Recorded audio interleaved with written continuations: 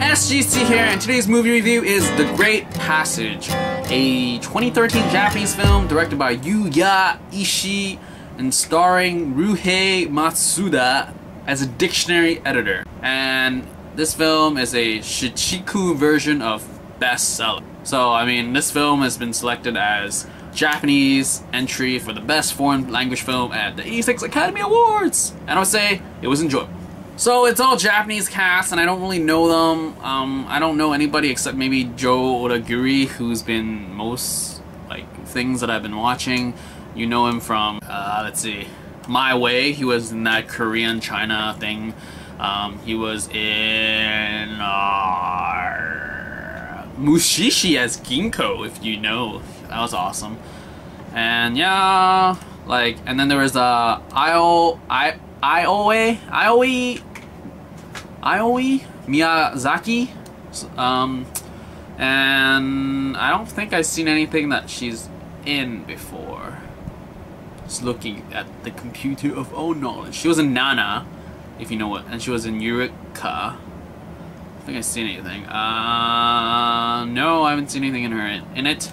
But anyway, so the breakdown of The Great Passage is about Ryuhei Matsuda. Wait, let's see if I don't think I've seen anything of him either. So it talks about this dude, Ryuhei Matsuda, starring as Mazuya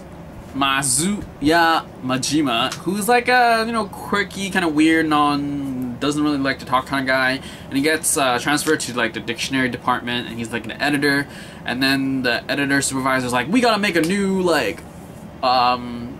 dictionary, because it takes place in the year 1995, so it's kind of old.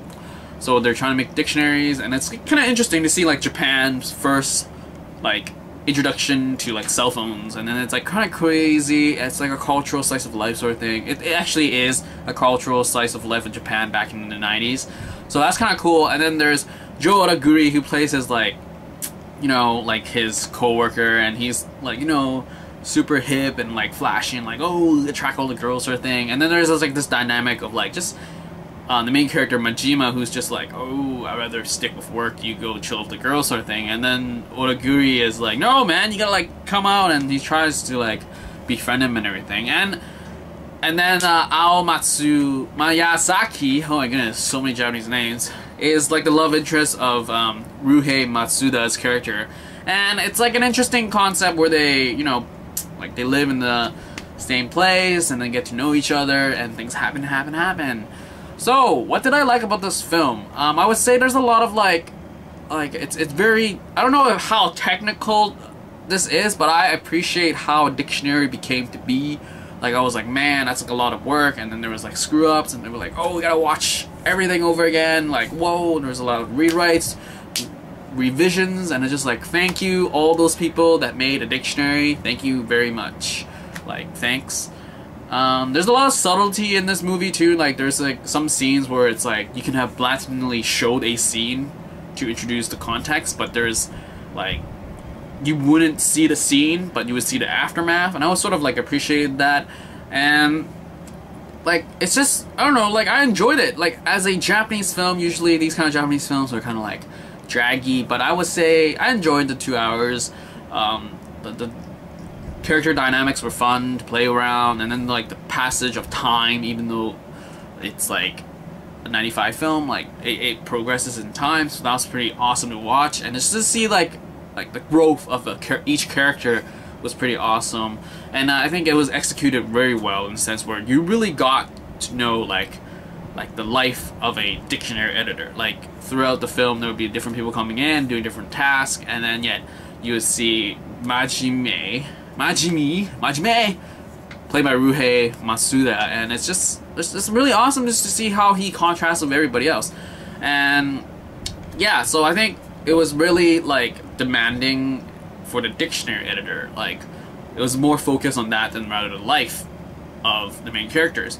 That's the one thing I sort of didn't like, or not really didn't like, but I wish there was more of, because it felt there were so many arcs and contexts that could have been more developed, the love part, the family background, that sort of stuff. But I guess it was sort of subtlety, as in the main focus of this entire film is about putting out the Great Passage, the dictionary that they were trying to make.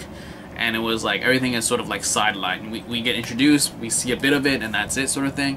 But the main focus is the Great Passage, and I think it was sort of like reflects off the characterization of the main character, where he's so like, oh, I gotta finish this. Let me finish this. Everything else, I'll take care of it later, or I'll not put as much effort in it. And I think it reflects in this movie as it's like, as it progresses, like more focus, more focus, more focus. And I really sort of enjoy it when I see it like that, but I sort of wish there was a tiny more playfulness, because it was like the character dynamics were like some pretty funny, some were like, oh, heartwarming sort of thing.